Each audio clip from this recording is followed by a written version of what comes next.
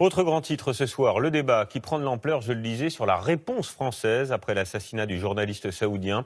Faut-il boycotter le royaume et suspendre les exportations d'armes, comme le réclame Angela Merkel? Nous en parlions lundi. Interrogé sur le sujet, Emmanuel Macron n'a visiblement pas apprécié la question. La gauche, elle, dénonce le silence de l'Élysée. Explication Guillaume Daré, Philippe Deslandes. Visiblement, c'est un sujet qui embarrasse l'exécutif. Monsieur le ministre, est-ce qu'il faut arrêter de vendre des armes à l'Arabie Saoudite? À l'Assemblée d'ailleurs, l'opposition s'empare du sujet pour cibler le gouvernement. Merci, Monsieur le Président. Ces ventes d'armes sont une ignominie. Ce business pue le pétrole, l'argent, les dollars et le sang. Combien de morts faudra-t-il pour arrêter ces horreurs? L'exécutif promet des sanctions si la responsabilité de Riyad est avérée, mais pour l'instant, il est urgent d'attendre.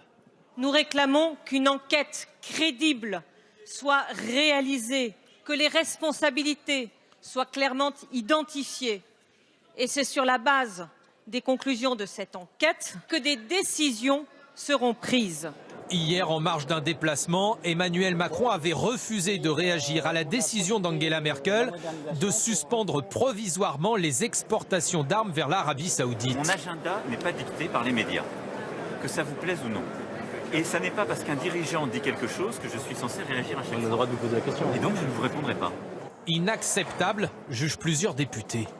Nous ne pouvons pas être simplement sourds, aveugles à ce que nous faisons, et ce que nous vendons a des conséquences.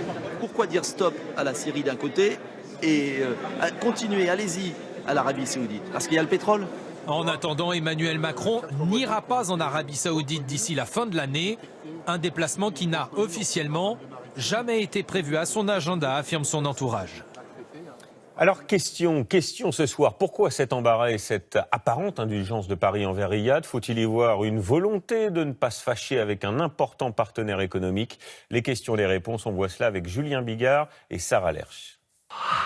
La France et l'Arabie Saoudite, une relation particulière autour de l'armement. Alors, ce pays est-il un client privilégié? Oui. Entre 2008 et 2017, avec 11 milliards 130 millions d'euros de commandes, l'Arabie Saoudite était le deuxième plus gros acheteur d'armes françaises. Un marché particulièrement important pour notre pays. L'armement représente 165 000 emplois et des centaines d'entreprises. Dans un communiqué, Airbus Hélicoptères confie son inquiétude. Nous pensons qu'il est important de maintenir le dialogue avec un pays qui héberge près d'1 millier de nos employés. Des armes, pour quoi faire? Des hélicoptères de combat, à la rénovation de frégates, les contrats sont variés. L'an dernier, 30% des projets de vente portaient sur du matériel de conduite de tir ou du matériel d'alerte. 30% surtout pour des missiles, des roquettes et des bombes. Des armes qui pourraient être utilisées par l'Arabie Saoudite dans le conflit sanglant au Yémen, selon plusieurs ONG. Alors, l'attrait économique prime-t-il sur la politique? L'Arabie Saoudite est l'un des plus gros producteurs de pétrole au monde.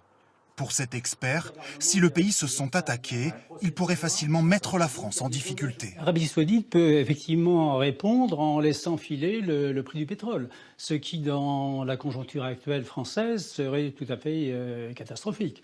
À un moment où, effectivement, notre croissance a du mal à repartir. Seule prise de distance pour l'instant du gouvernement, Bruno Le Maire a annulé sa venue au Davos du désert, laissant un siège vide en Arabie Saoudite.